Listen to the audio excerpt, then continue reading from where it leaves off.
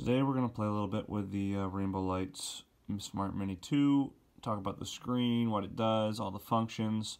It is the same on both the Smart 2 Mini and the Smart 2 after I played around with it, so I figured I'd give you a little review on what these lights do. First of all, what you do is go to the back, turn the power switch on, and that turns our light on and brings us to this screen right here. Now, if you notice down here, these buttons say menu, down, up, and enter. Those are your command keys. Those are the ones you want to use.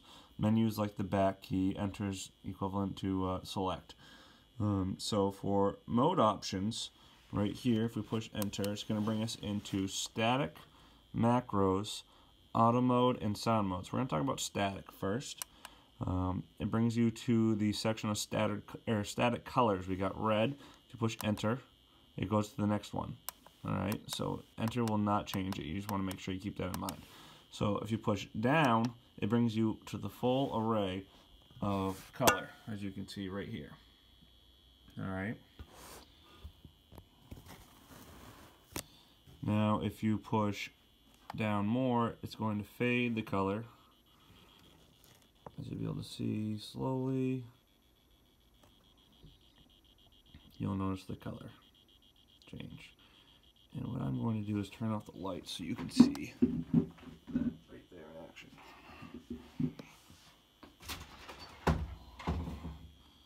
So if you hold it, it dims the color. This is getting darker and darker and darker. But if you turn it back on, it goes nice and bright. So up does the same thing, go all the way to 0. Next, remember to push enter to change, that was my fault. Push down, goes all the way to 255, up goes to 0, enter, down 255, up to 0, and you can fade up from there if you want a nice little fade color with your light.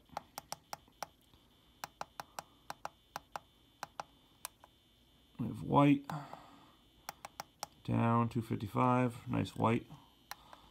We have amber, down 255. Gets that nice amber color that everybody likes. Nice amber color right there.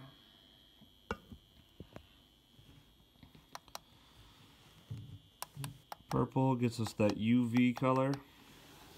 Makes everything glow. You can see my tracksuit glowing a little bit. And then we have the strobe. I'm going to turn the color on so you can see the strobe in effect. And push down so you can see that strobe going.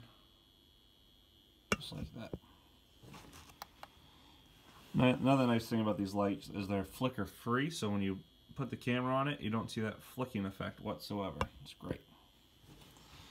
Okay, next we're going to go to menu and we're going to go back to macro colors. So these colors, if you shuffle through them, you see the different colors. Whoops, gotta go up. 1, 2, 3, 4, 5, 6. The ones that we just covered, those are those right there, 1 through 6. 7, and we got some color mixing going on.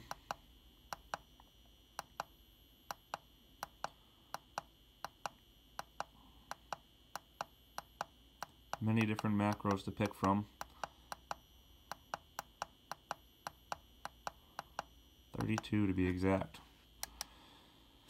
Then next, what you'll see in a video in a little bit is an auto mode, running these devices in auto mode, so you can do color fade, you can set these different settings however you want to, you can slow it down, you can speed it up by going real quickly here, fades them a little bit differently. They're custom set at 10.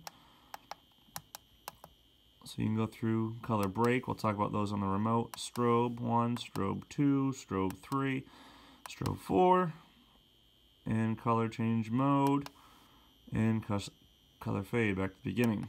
Alright, those are all auto modes. Then we have sound mode. Alright, now you can change the sensitivity. So if the sensitivity is, if the sensitivity is real high, then, high,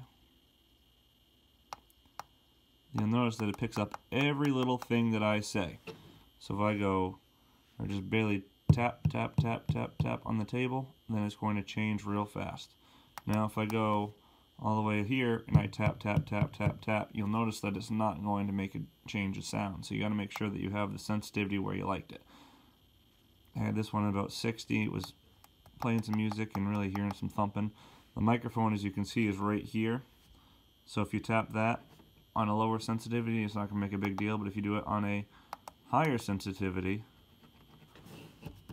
you'll notice that it will go through those. And the last one is a strobe type sensitivity. So when it hears sound, it will strobe to the sound. Pretty neat.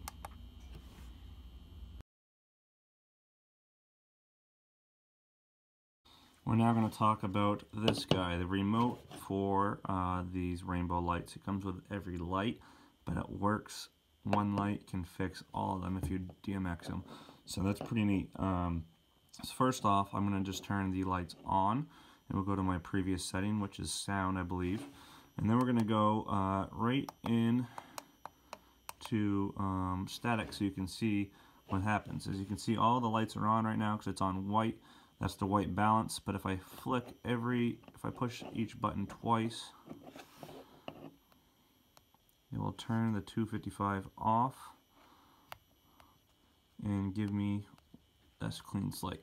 This C button doesn't do anything. I don't know if that's supposed to be cyan, that blue color, but it does not work.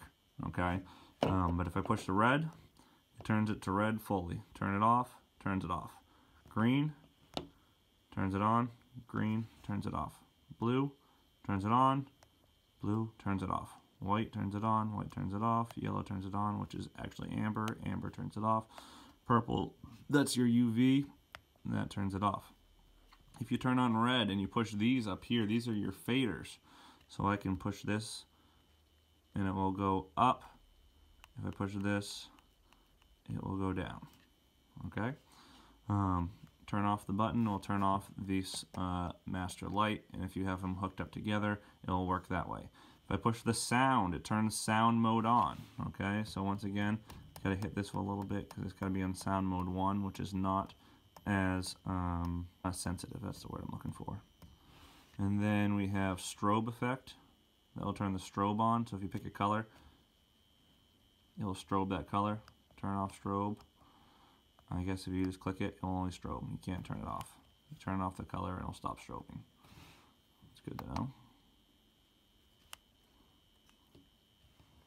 So we want to cycle back through and turn that strobe off. And oh, there we go. Alright. Snap. That is the color fade, okay? It will fade in and out of colors real nicely. I'll try to show you on the ceiling. Get my finger out of the way. That's the color fading mode right there. Now, the fade, which you would think is what it's for, is not actually what it's for. You click that. So it's more of a break in the color. So it will fade off and then it will switch to the next color. That's what the fade button does. So it snaps the fade, and the fade is like a snap, more of a break. So I think they need to switch those two on the remote. And then if you push auto, it goes into that auto mode and changes between the colors. Just like that.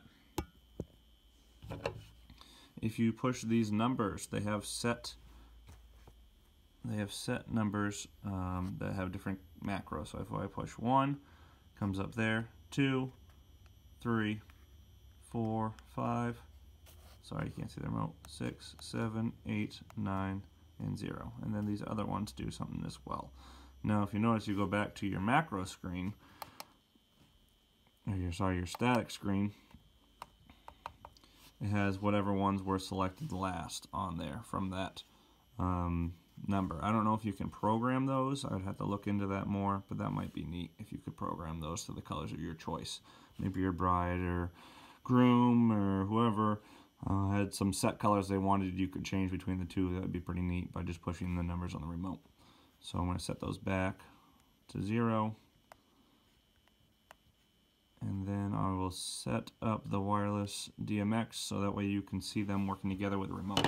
Here and I'm going to show you how using the one remote will control both lights. If you point it at the master, you click it, it turns them both on with the wireless DMX. You click on that again, it turns off that color. Remember that. Blue on, blue off, purple on, UV off, red on, red off. Same thing with sound. Turn on sound, they'll both be on sound. If I drop the remote, they change to the sound. Pretty neat little feature. Love the remote. Another part of why these lights are definitely worth the price.